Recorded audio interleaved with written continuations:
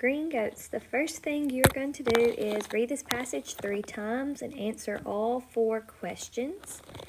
Then for this one, it has 2 sheets. One sheet has where you'll be gluing these pieces that you'll be cutting out.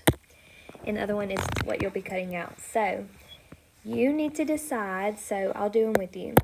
The word landed. Alright, so landed sounds like it ends with the id. After the word land, I hear id. So this one will go with this one. Now, that would be that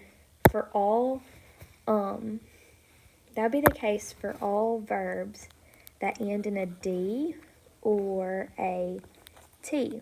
Those are called dead words. They all have id added to it whenever it has ed. Now, if I say the word spelled, I hear d at the end without the id. So I would put that here. So you're going to cut those and glue them, and then let's do one with the T sound. So winked. When I say the word winked, I hear a T sound at the end. So you would put winked up here. The last one you're going to do involves these cards. It's really simple. You just look at the card number. So this one is number 1. Number 1, we have a farmer. Farmer. I hear 2 syllables, so I'm going to write the number 2 here. If I looked at number 5, mouse, I hear 1 syllable, so I'm going to write the number 1 next to 5.